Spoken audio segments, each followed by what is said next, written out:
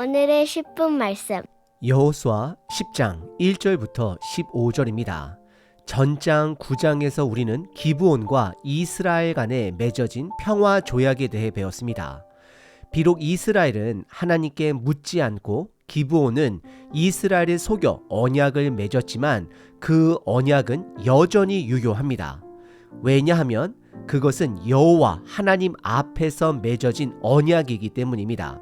오늘 본문인 10장은 기브온이 가나안 땅의 다른 민족 왕들로부터 공격받는 장면을 다룹니다. 그 이유는 기브온이 그들의 입장에서 보면 자신들을 배신한 국가였기 때문입니다. 게다가 기브온은 군사적으로 강력한 도시였기 때문에 그들을 먼저 제압하는 것이 앞으로의 이스라엘과의 전투를 준비하는 데 유리하다라고 판단했기 때문입니다.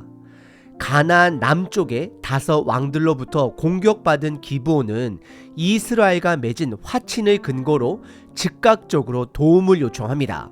이스라엘 역시 그 언약을 따라 즉시 기브온을 돕기로 결정합니다. 그리고 하나님께서는 이 전쟁에서 이길 것이라는 확신을 주셨으며 실제로 하나님께서 직접 싸우시는 모습을 보여줍니다. 이 전쟁은 결국 하나님의 승리로 끝나게 됩니다. 오늘날 우리는 약속과 언약이 쉽게 무너지는 시대 속에 살아갑니다. 증가하는 이혼율은 그 한 가지 예에 불과합니다. 그러나 이스라엘이 기브온을 돕기로 한 결정은 그들이 기브온을 좋아해서가 아닙니다. 오직 하나님 앞에서 맺은 언약을 지키기 위해서입니다. 이스라엘은 기브온을 구하기 위해 가나안의 다섯 왕들과 전투를 벌였지만 이 전투는 단순히 기브온을 위한 전투가 아니라 하나님을 위한 전투였습니다. 왜냐하면 그 중심에는 언약이 있기 때문입니다. 그래서 하나님은 이스라엘에게 승리를 약속해 주셨고 이 약속은 이스라엘에게 더욱 힘을 내어 싸울 수 있는 동기가 되었습니다.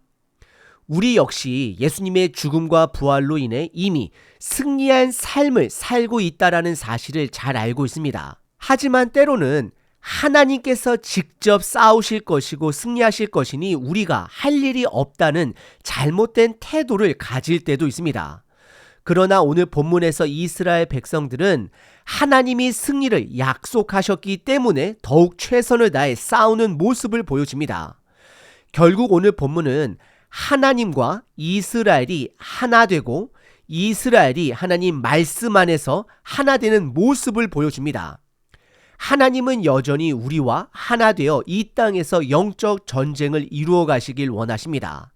하나님과 하나 된다라는 것은 그분의 말씀과 주권을 신뢰하고 순종하는 것입니다. 이는 우리로 하여금 하나님의 영적 전쟁에 더욱 적극적으로 참여하게 만듭니다. 오늘 하루가 예수 그리스도를 통해 이미 승리한 하루임을 기억하시고 하나님과 동행하며 적극적으로 살아가시는 하루가 되시길 기도합니다. 오늘 본문은 크게 세 부분으로 나눌 수 있습니다. 첫 번째는 가나안 남쪽 다섯 왕들이 군사 동맹을 결성하게 된 배경입니다. 두 번째는 기브온 주민의 도움 요청과 여호수아의 즉각적인 반응입니다. 마지막 세 번째는 이스라엘을 위해 싸우시는 하나님입니다.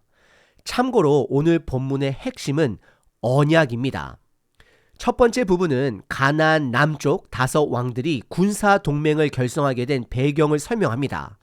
1절서부터 5절입니다. 1절에 그때에 라는 말로 시작됩니다. 여기서 그때는 이스라엘이 요단강을 건너 여리고 성을 점령하고 이어서 아이 성을 점령하며 군사력이 강한 기브온 족속과 화친을 맺은 시점을 가리킵니다.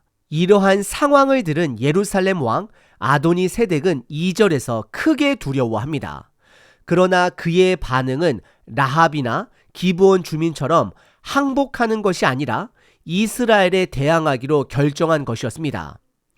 기브온은 왕이 없는 국가임에도 불구하고 큰 성읍이며 아이 성보다 더 크고 강한 도시로 묘사됩니다.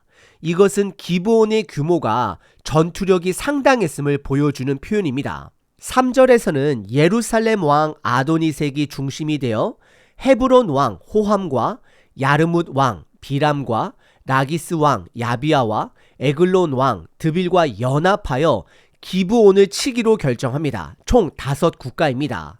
그 이유는 기브온이 그들에게 배신자로 보였기 때문입니다. 5절에 따르면 이 5왕은 연합하여 기브온으로 올라가 전쟁을 시작합니다. 그리고 오늘 본문의 두 번째 부분은 기브온 주민의 도움 요청과 여호수아의 즉각적인 반응입니다. 6절서부터 9절입니다. 6절에서 기브온 주민은 급히 사람을 보내어 길갈에 주둔하고 있는 이스라엘에게 도움을 요청합니다. 그들은 속히 우리를 도와주고 구원해달라라고 간청합니다. 이에 7절에 여호수아는 요단 동편 두 지파 반의 병력을 중심으로 모든 군사를 모아 길갈에서 출발합니다. 그리고 특별히 올라간다라는 표현은 이스라엘의 행동을 강조하는 말로 하나님의 언약을 지키기 위한 순종적인 행동을 나타냅니다. 이 전쟁은 단순히 기브온을 위한 것이 아니라 하나님과의 언약을 지키기 위한 전쟁입니다. 이어지는 8절에서 하나님은 여호수아에게 두려워하지 말라라고 말씀하시며 5왕을 그의 손에 넘겨주었다라고 확신을 주십니다. 이어지는 9절에서는 여호수아가 길갈에서 밤새도록 행군하여 기브온에 도착합니다. 길갈은 평지에 있고 기브온은 고지대에 위치해 있습니다. 그리고 약 40km 정도 되는 거리인데 여호수아는 밤새도록 험한 길을 올라간 것입니다. 하나님이 승리를 약속하셨음에도 불구하고 여호수아는 최선을 다해 싸우기 위해 서둘러 움직인 것입니다. 이것은 하나님과 하나된 모습이며 하나님의 약속이 우리의 노력을 약화시키는 것이 아니라 더욱 힘을 내게 한다라는 것을 보여줍니다. 그리고 세 번째 본문은 이스라엘을 위해 싸우시는 하나님입니다.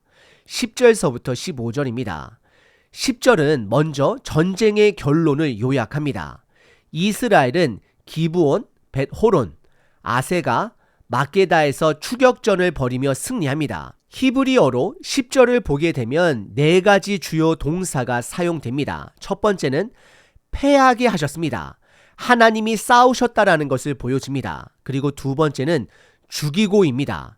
하나님이 적들을 물리치셨습니다. 그리고 세 번째는 추격하며 이스라엘은 적이 도망하더라도 끝까지 따라가며 승리를 완성합니다.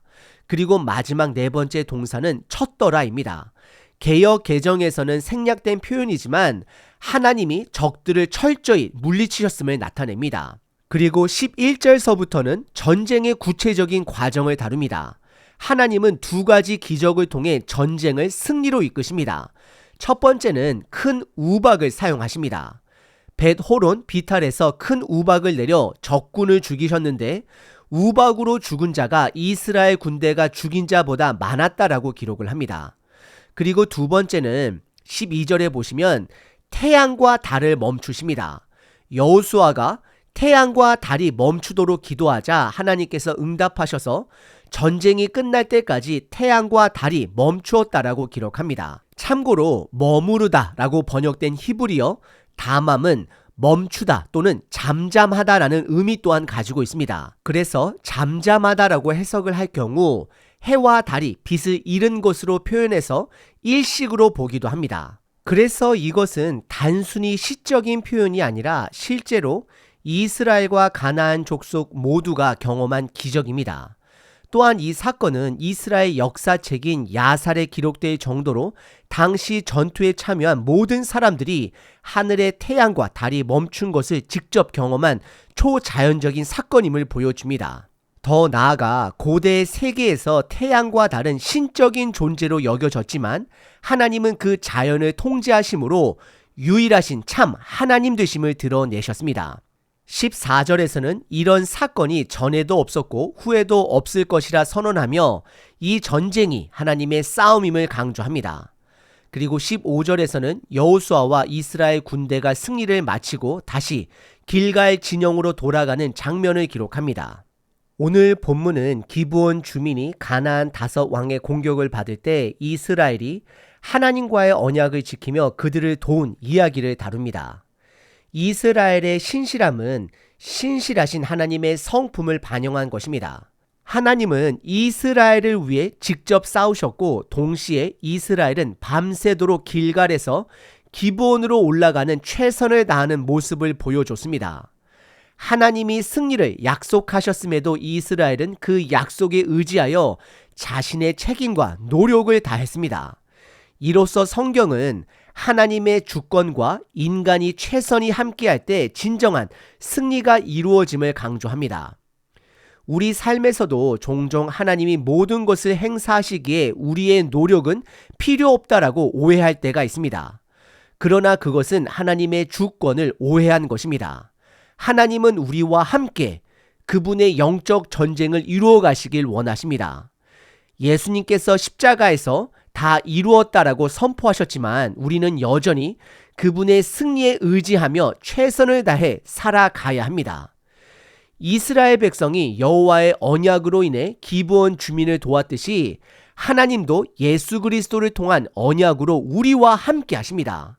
우리의 승리는 우리의 능력에 달려 있는 것이 아니라 하나님의 언약의 약속에 달려 있습니다. 하나님은 지금도 이 땅의 영적 전쟁을 함께할 사람들, 교회를, 공동체를 찾고 계십니다. 우리는 그 언약을 붙들고 하나님의 주권을 신뢰하며 하나님이 직접 싸우시는 전쟁에 적극적으로 동참해야 합니다. 이것이 바로 하나님이 우리 안에 거하시고 우리가 하나님 안에 거하는 삶이 됩니다. 오늘도 이 진리를 붙들고 하나님과 함께 영적 전쟁을 이루어가는 삶을 살아가길 기도합니다. 요한복음 15장 5절 나는 포도나무요 너희는 가지라. 그가 내 안에 내가 그 안에 거하면 사람이 열매를 많이 맺나니 나를 떠나서는 너희가 아무것도 할 수 없음이라. 사랑과 은혜가 충만하신 하나님, 우리의 무력함을 아시고 여전히 우리를 붙드시니 감사합니다. 오늘도 하나님의 신실하신 언약을 붙들고 일어서게 하옵소서. 하나님께서 이스라엘과 함께 하시고 싸우셨던 것처럼 우리의 하루하루 속에서도 함께 하시고 인도하여 주시옵소서. 하나님, 우리의 연약함 속에서도 최선을 다해 하나님께 영광 돌리는 삶을 살게 하시고 매 순간 하나님의 말씀과 약속을 붙들게 하옵소서. 주의 주권을 신뢰하며 우리의 작은 발걸음 하나하나가 주님께서 주신 승리를 향해 나아가는 여정이 되게 하옵소서. 예수님의 이름으로 기도드립니다. 아멘. 항상 기뻐하라. 쉬지 말고 기도하라. 범사에 감사하라.